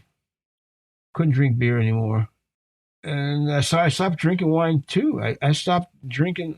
Period. Not even for dinner party I might have a glass, but this summer I eased into rosé. You put your pinky up. You put your pinky. No, up I don't put my pinky up, and we don't drink it out of wine glasses. The nouveau thing, man, is like. Tumblers. Yeah. So we drink it out of tumblers. But I don't know, man. I pray for health. You never know. At my age, you never know what's going to happen. If anything happens, I hope it happens quick. I think the number one thing is though. I mean, you just have an energy for life. Like you're loving what you're doing. I think that keeps you healthier than anything you do. I'm praying that you're correct. I actually pray all day. I'm not religious, but I pray all day long. Oh, please, that kind of thing. Let me just give me one more year of this, man. Dudes, you two guys are lifers. I know that. You couldn't be in the better dudes. And you're doing the right thing now, too. I really wanted to be on this interview because you guys are dealing with a different thing. I've done a bunch of these podcasts, and they're all wonderful. But you guys, I mean, especially with the Midwest thing, and where is that thing? Pittsburgh? Where do you work out of? Where's that? Yeah. Something like that. We're actually up in the Catskills right now, having a little retreat. No kidding. Where in the Catskills? West Hurley, close to Woodstock. Yeah, about 15 minutes from Woodstock. Well, that's Catskills for me is Monticello. And, this is in the Catskills. This is right. Yeah. I'm talking Borscht Belt, man. Yeah, Borscht Belt, like up in the Ellenville and Wyndham and south of Wyndham. Wyndham is Yeah. No. It's lovely up there. Oh, it's beautiful. Lovely. Yeah. Yeah. So, but you guys have a different take on it. You're truly lifers. I'm into the education thing. I came to it late, but you're doing the right thing, man. We're just trying to. I just think everybody has a story, and we're just trying to have real conversations and showing that we're all unique. No, it's really terrific, man. I think I'm playing concerto at Tully. I can't talk too much about it. Playing concerto at Tully Hall. I'm going to try to talk him into playing my concerto at Tully Hall. The Schneeder's right. You know Daniel Schneeder's music? Yeah, of course. Yeah, you must know. Yeah.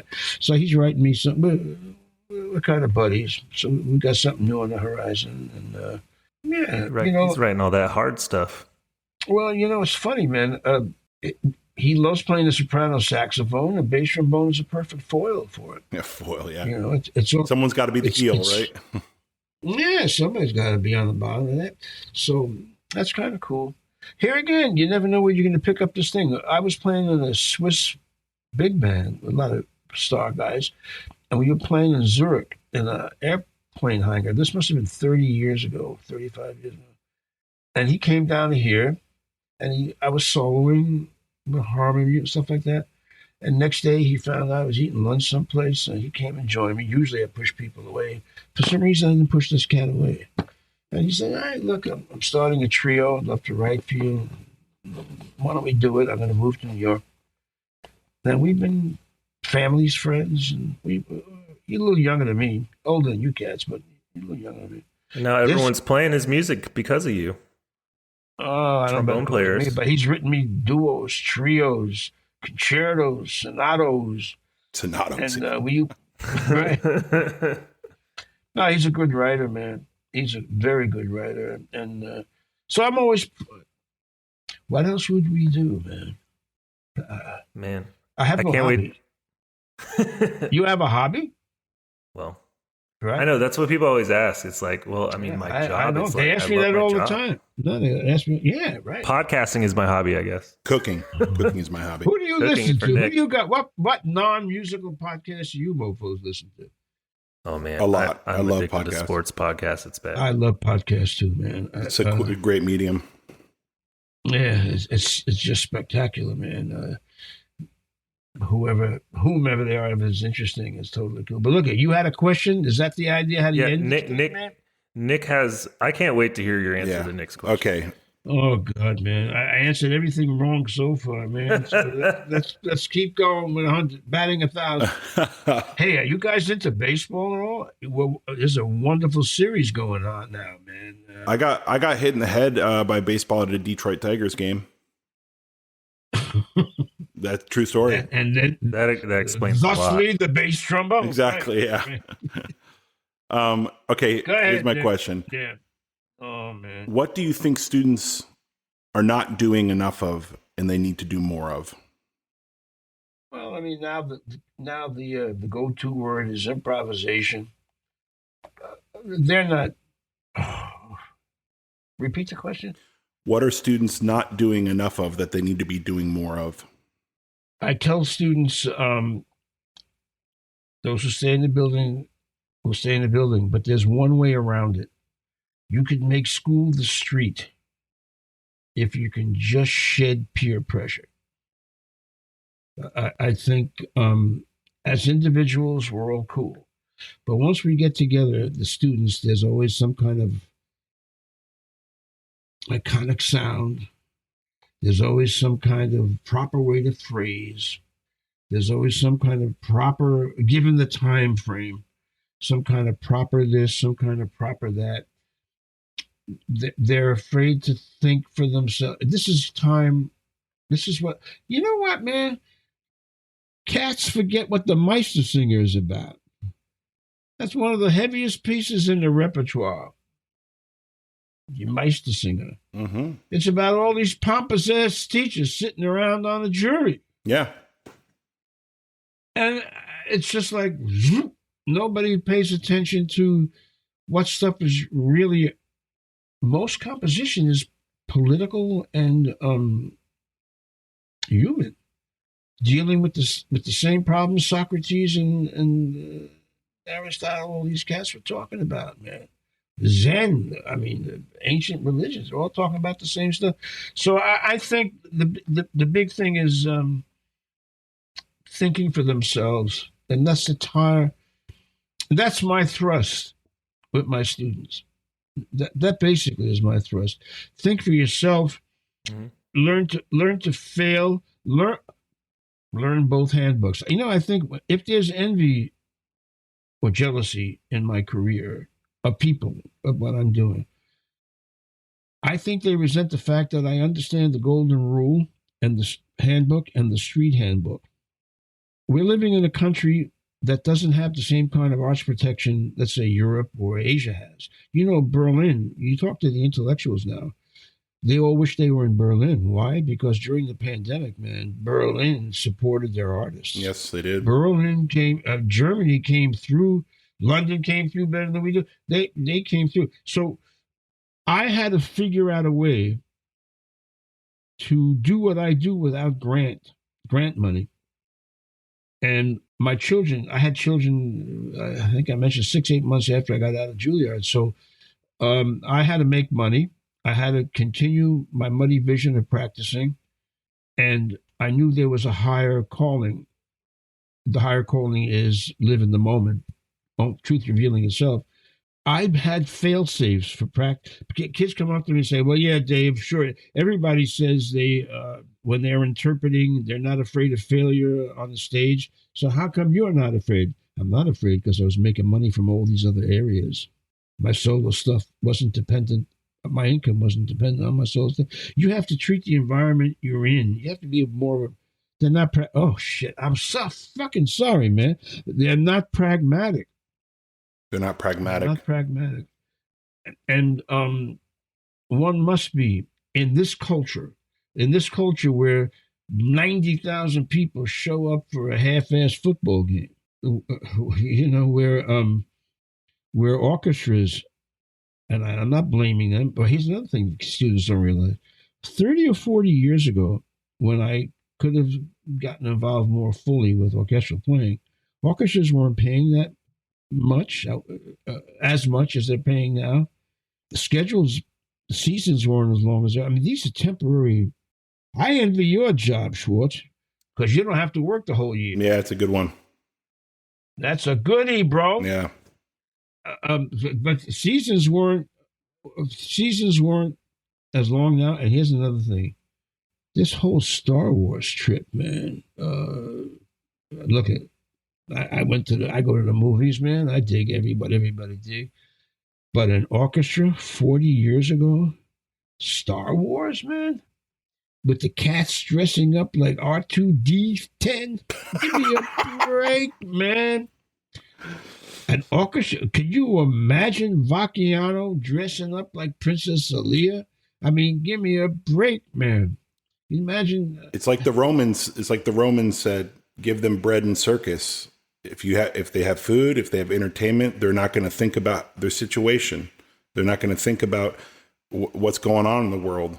A guy wrote me that's brilliant, bro.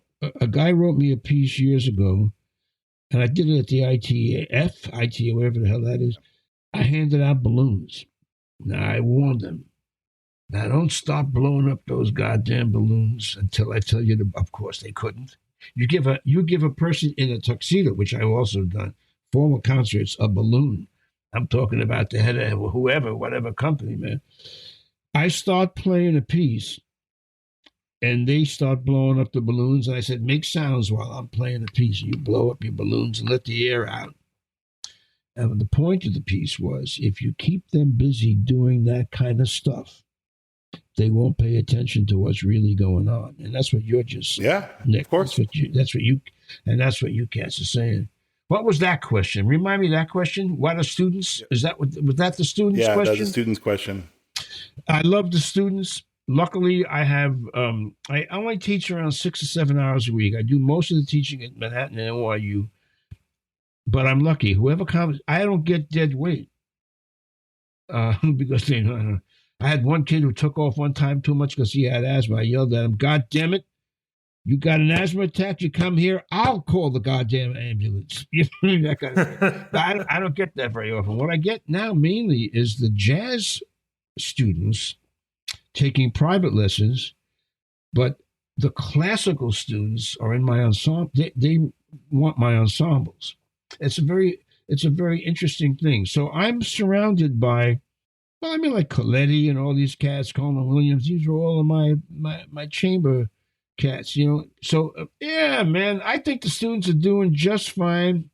They gotta go. They gotta go. All those other things, right? They gotta go to the right teacher, man.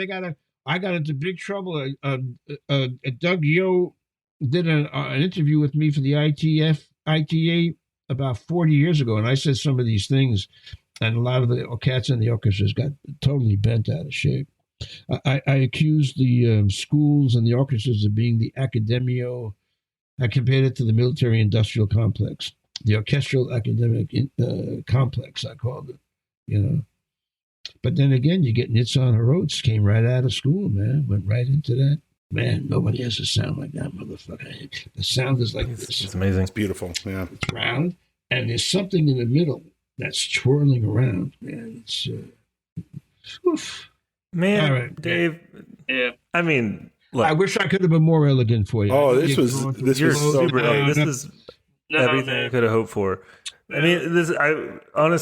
Nick can verify. I mean, like when we started this thing, I'm like, oh, we can't wait to talk to Dave. All right. At the right time, it's going to be like perfect. Yeah. So, Right. thanks for sharing your stories and your time with us. And you were doing it for selfish reasons.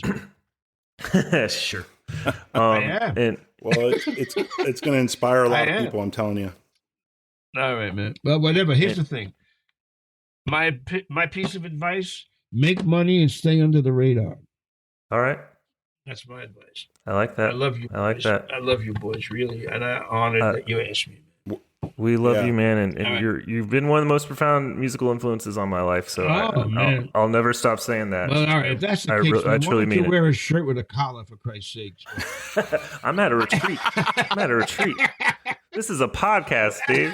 Well, Dave, we're not We're in sweatpants. We're not hobos. We put on tuxedos after 6 p.m. You know. No, I know. I know that, man. All right, boys. All right. Thanks, man. All right, say hi to your wife for me. I will, man. All right, take care. Bye bye. You too.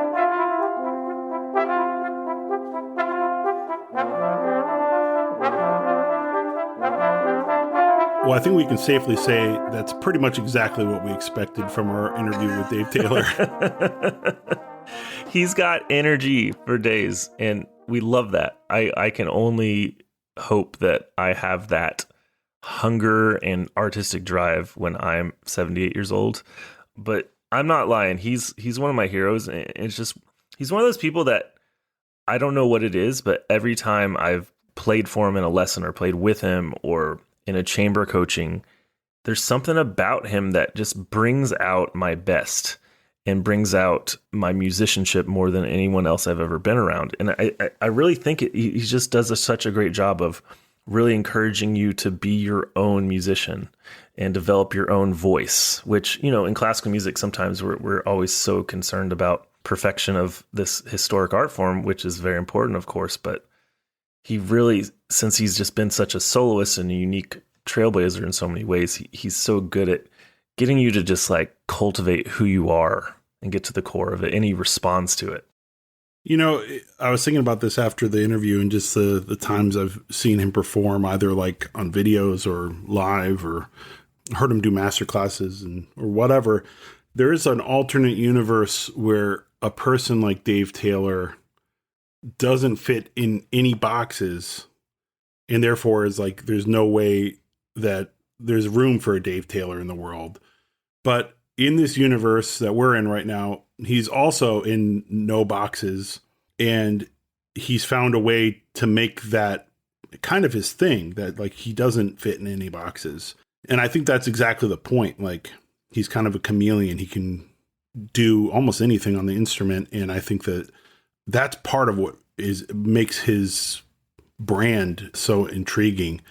Is, you know, one of the most recent things he did was this Schubert reimagined with trombone choir, and he was like reciting stuff through a megaphone, and it's just like, it's Schubert and it's not Schubert, and it's a bass Ramon recital, but it's not about the bass Ramon at the same time. It's almost indescribable when you hear the outcome of that project. It's and that's just one of the projects. I mean, one of hundreds upon hundreds.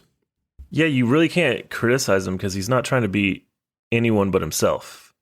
And speaking of Schubert, I mean, he loves Schubert, and still one of my favorite rainy day YouTube videos is him playing that Der Doppelganger Schubert arrangement with the post-classical ensemble at the Kennedy Center. And he had this idea to perform solo bass trombone with there's 12 basses behind him or something, playing drones and chords. And it is incredible and passionate and expressive and introspective, and it's incredible if you've never watched it.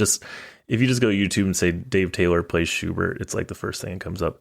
So good. But I mean, he would do things like, I'm studying in New York for the first time at that point, and we'd be in a chamber coaching playing some normal trio we've always played or some regular Baroque arrangement or Renaissance thing, and he'd be like, yeah, why don't you play that again, but play it down octave and 30 beats slower and put a bucket mute in. Yeah.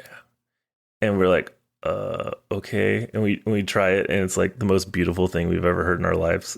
We're just like, oh, okay. He's just that kind of thinker, and it makes music fun. And, he's doing his own thing. So I'm so glad he wanted to hang out with us. It was really cool. Yeah, and just so many stories. It was like, I don't want to unpack any individual one because then we'll end up just talking for another hour and a half. But yeah. He had so many amazing stories of just gigs that he's done or people that he's met or people that he's played with. And on top of that, just kind of like anecdotes about the scene. Anecdotes. Anecdotes. He has the cure. He has the cure for the poison. He has antidotes about the anecdotes. There we go. Yeah, that's one of those words that the second you start thinking about it and how it's spelled, it's impossible to say it. Thank you, English language. Anecdote. But yeah, he was exactly what we thought he'd be, which is a storyteller, and that's really definitely what it's definitely the longest rapid fire section we've ever had. But I was here for it. It's 40-minute long rapid fire. Yeah. Love you, Dave. Thank you so much. We cherish you. So if you enjoyed the podcast, tell a friend and subscribe everywhere you download your podcasts. Also, please consider being a patron on patreon.com/trombone retreat and leaving us a rating or review on iTunes and Spotify, as it helps us out quite a bit. A special thank you to Houghton Horns at houghtonhorns.com for being our season sponsor. Follow us at Trombone Retreat on all the social medias, and our website, tromboneretreat.com, where you can also join our mailing list. On Instagram, follow Nick at basstrombone444 and myself at js.vera. And also, we just announced on our website our guest artists for our upcoming Third Coast Trombone Retreat. One, Joseph Alessi, if you're familiar, and Jeremy Buckler of the Baltimore Symphony. So go check out our website, tromboneretreat.com, for information on our upcoming 10th annual Third Coast Trombone 10th Retreat. annual, unbelievable. June 19th to the 25th, I believe. Yes. And on Thanksgiving, if you're too full of turkey,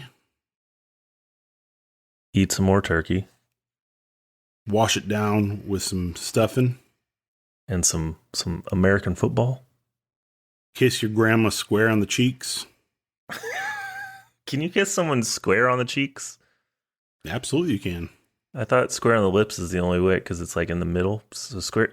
Yeah, square. Well, maybe if you even it out, do European style, do a kiss on both cheeks. Besos. Oh, okay. And go.